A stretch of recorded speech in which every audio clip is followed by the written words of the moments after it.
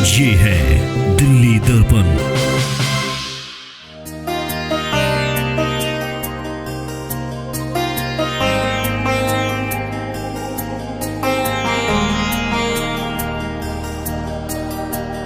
महामंडलेश्वर एक संत समाज का गौरवान्वित पद है कि समाज में धर्म क्षेत्र में संन्यास के रूप में सेवा करते हुए जो समाज की कुरीतियाँ हैं उनको दूर करते हुए और समाज में धर्म की स्थापना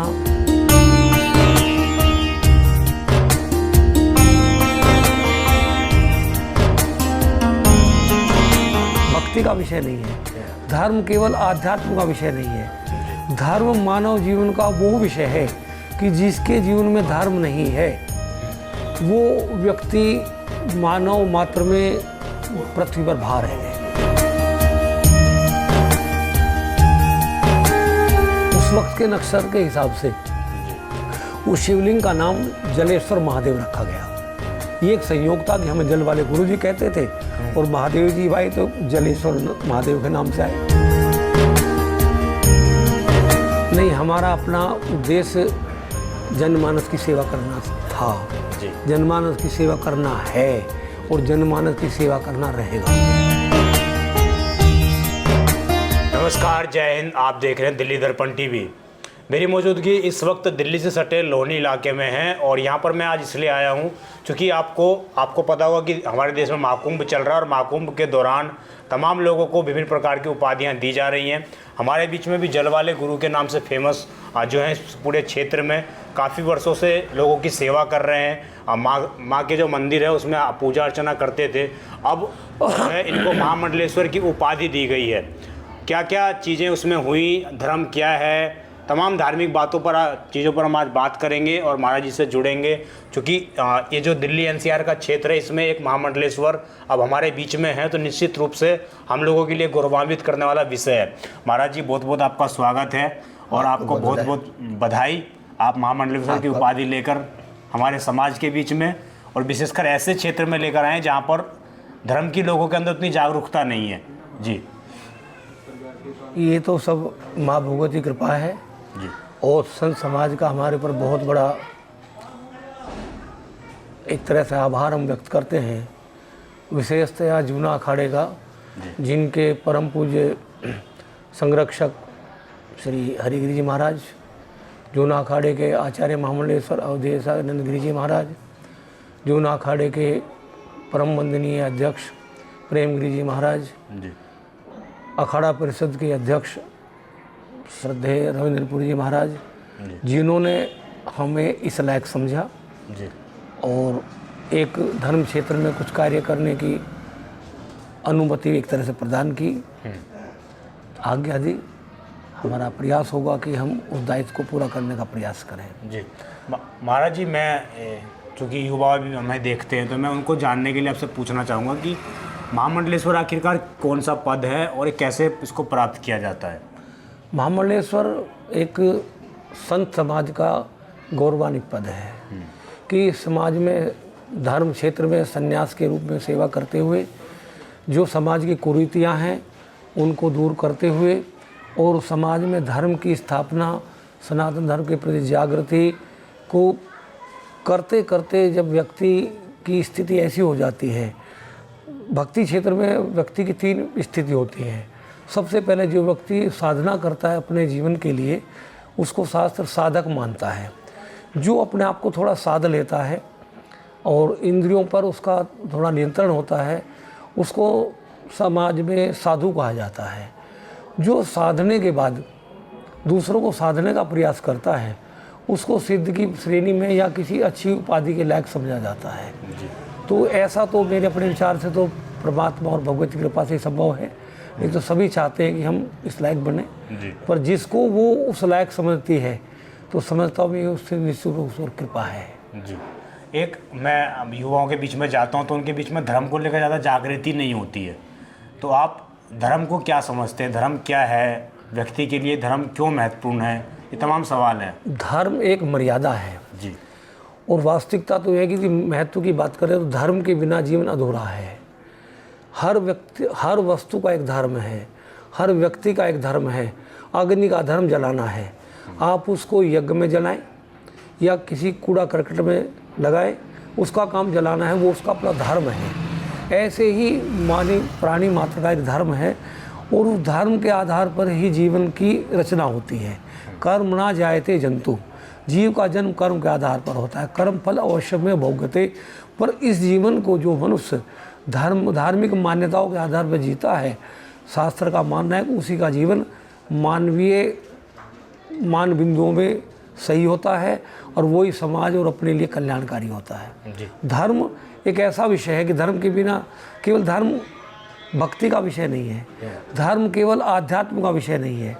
धर्म मानव जीवन का वो विषय है कि जिसके जीवन में धर्म नहीं है वो व्यक्ति मानव मात्र में पृथ्वी पर भार है। अभी हर तरह का धर्म होता है। अभी पीछे एक चर्चा हुई कि भी राजनीति धर्म अलग अलग विषय हैं। हमने इस तौर पर कहा, जो जीवन का अनुभव है कि राजनीति और धर्म अलग अलग तो हैं पर एक दूसरे के पूरक हैं। अंतर क्या है कि धर्म में राजनीति नहीं होनी चाहिए, पर राजनीति में धर्म आवश्यक है और बिना धर्म की राजनीति भी संभव नहीं है, जो बिल्कुल अलग विषय मानते हैं। जी महाराज जी, आपको जलेश्वरन माना जो उनकी उपाधि दी गई है, तो आपने ये नाम स्वयं सजेस्ट किया था या जैसा कि मैंने सुना है इस मंदिर के बारे में कि यहाँ पर महादेव जी विराजमान है स्वयं? तो वो क्या कहानी थोड़ी वो बताइए, और क्या आपने खुद नाम सजेस्ट किया था ये भी बताइए। नहीं, मैंने नाम सजेस्ट नहीं किया। नाम का भी एक मापदंड होता है। पहली बात तो प्रयास होता है कि जिसको संन्यास दिया जाता है उसी के प्रचलित नाम का कोई अक्षर, पहला अक्षर कम से कम संबोधन के लिए उसमें लगाया जाए। उसके बाद जो अखाड़ा परंपरा है जहाँ से उनको दीक्षा दी जाती है, उस अखाड़े की जो मर्यादा है, जैसा कि दास परंपरा है, कहीं आनंद परंपरा है, कहीं गिरी परंपरा है, कहीं पूरी परंपरा है, उस नाम से उसको संबोधित किया जाता है। जहाँ तक जलेश्वरानंद हमको कहा गया उसका एक बहुत बड़ा कारण है। सबसे पहली बात, हमारा जब आध्यात्म में प्रवेश हुआ तो उसका आधार जल था, क्योंकि सन 1990 में हम वैष्णो देवी दर्शन के लिए गए। रास्ते भगवती कृपा हुई, पहले यात्रा में जाते रहते थे कि भगवती का साक्षात्कार हमको हुआ। वहाँ से आने के बाद एक मरणासन व्यक्ति हमको मिला। साधारण से स्थान में हम एक रिश्तेदारी में गए हुए थे, हमने उसको थोड़ा ऐसे ही जल पिला दिया और वो मरणासन व्यक्ति तुरंत ठीक हो गया। उसके बाद लोगों का आना जाना शुरू हो गया और हमने भगवती के नाम से अदा करना जैसा भी उचित समझा उनको जल दिया। भगवती कृपा से लोगों को बहुत बड़ा लाभ हुआ। तो हमें लोग जल वाले गुरुजी कहने लगे। जल वाले गुरुजी कहने लगे। फिर भगवती कृपा से हमने सन 94 में माँ भगवती की प्रतिमा की प्रतिष्ठा कराई, इसको दरबार का स्वरूप दिया, मंदिर का स्वरूप दिया। तत्पर उसकी जिसकी प्राप्ति स्वयं तत्कालीन बद्रिकाश्रम के ज्योतिष पीठाधीश्वर आनंद श्री विभूषित ब्रह्मलीन स्वामी माधव सिंह ने मेरे कर कमलों के द्वारा किया। फिर वे विधिवत एक मंदिर का और दरबार का स्वरूप हो गया। अब उसके बाद अभी पिछले वर्ष जलेश्वर महादेव तो पिछले वर्ष विगत, क्योंकि यहाँ शुरू में पारद शिवलिंग है और पारद शिवलिंग की पूजा अर्चना का सबको शास्त्रानुसार आदेश नहीं होता, इसलिए जनमानस के लिए नर्मदेश्वर के रूप में लाके नर्मदा से एक शिव परिवार की स्थापना की गई। और ग्रह नक्षत्र के हिसाब से जिस ग्रह में जिस नक्षत्र में बच्चे का जन्म होता है उसका नामकरण जब किया जाता है तो उसी नक्षत्र के आधार पर किया जाता है। तो जो दरबार में भगवान शिव की प्रतिष्ठा हुई शिवलिंग के रूप में, उस वक्त के नक्षत्र के हिसाब से उस शिवलिंग का नाम जलेश्वर महादेव रखा गया। ये एक संयोग था कि हमें जल वाले गुरुजी कहते थे और महादेव जी भाई तो जलेश्वर महादेव के नाम से आए। उसके बाद अब जब हमारे नामकरण की बात आई, संन्यास मनुष्य का एक दूसरा जन्म जैसा माना जाता है। मानव में हमारी सनातन परंपरा में 4 आश्रमों का वर्णन आता है। पहला ब्रह्मचर्य आश्रम जिसमें शिक्षा वगैरह का होता है, दूसरा गृहस्थ आश्रम जिसमें जीवन के सारे आवश्यक कार्य किए जाते हैं, विवाह रोजगार, नौकरी, बिजनेस जो भी करना है वो युवा अवस्था को होता है। युवा अवस्था के बाद शास्त्र का मानना है कि जब बच्चे दायित्व संभालने लायक हो जाए, पूर्ण हो जाए, तो मनुष्य को वानप्रस्थ का जीवन जीना चाहिए।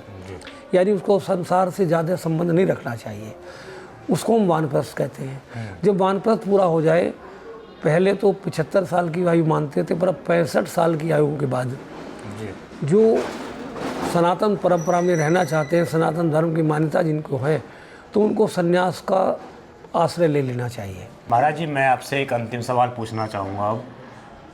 अब तो आप जलवाले गुरु से महामंडलेश्वर बन गए हैं, तो दर्शकों को, जो आपके चाहने वाले हैं, जो आपके श्रद्धालु हैं, उनको आप यहाँ दर्शन देंगे कि उनको थोड़ी कठिनाई बरतनी पड़ेगी? अब नहीं, हमारा अपना उद्देश्य जनमानस की सेवा करना था जी, जनमानस की सेवा करना है और जनमानस की सेवा करना रहेगा। दूसरी बात, व्यवस्थाओं के हिसाब से थोड़ा परिवर्तन हो सकता है, परंतु हमारा पूरा प्रयास होगा कि जो श्रद्धालु यहाँ से जुड़े हैं, इस स्थान से जुड़े हैं, हमसे जुड़े हैं, हम जितना भी संभव हो सकेगा उनसे उसी तरह से मिलेंगे। तो अब जहाँ तक स्थान के महत्व की बात है, महाकुंभ ने ये प्रमाणित कर दिया कि स्थान का एक बहुत बड़ा महत्व है। मैं स्वयं उसका प्रत्यक्षदर्शी हूँ कि महाकुंभ में जाने के बाद आप सब देख रहे, पूरा देश नहीं पूरा विश्व देख रहा है कि कहाँ कहाँ से किस किस विचारधारा के लोग, किस किस अवस्था के लोग, बच्चे से लगाकर वृद्ध तक किस आस्था के साथ जा रहे हैं। वो वहाँ तक कि वो लोग जो हरिद्वार के पास रहते हैं, जो लोग ब्रजघाट के करीब रहते हैं, जो लोग गढ़गंगा जहाँ अपने आप में तीर्थ है वहाँ रहते हैं, वहाँ से महाकुंभ में स्नान करने के लिए जा रहे हैं। और निरंतर बार बार कहा जा रहा है कि भारी भीड़ है, रास्ता मार्ग अवरुद्ध है, कई कई घंटों का जाम है। इसके बाद भी शाही स्नान होने के बाद, अमृत स्नान होने के बाद भी लोगों की भीड़ निरंतर चल रही है। ये स्थान का महत्व सब प्रमाणित करती है कि उस स्थान का एक अपना महत्व है। थोड़ा सा धर्म की ओर अग्रसर हो गया, परिवर्तित हो गया, तो निश्चित रूप से हमारे जो संत महात्मा हैं, हमारे जो बुद्धिजीवी लोग हैं, हमारे जो आध्यात्मिक क्षेत्र के लोग हैं, जिनका एक स्वप्न है कि भारत फिर से विश्वगुरु बने, तो उसके बनने में देर नहीं लगे। भारत विश्वगुरु बने, या जो बोला जाता है तमाम संतों के द्वारा कि हिंदू राष्ट्र बने? यहाँ मैं क्षमा चाहते हुए संत समाज से जो ऐसा कह रहे हैं जी, यहाँ मेरा थोड़ा मतभेद है जी। हिंदू राष्ट्र बनाने की बात कर रहे हैं, हिंदू राष्ट्र बनने की बात कर रहे हैं।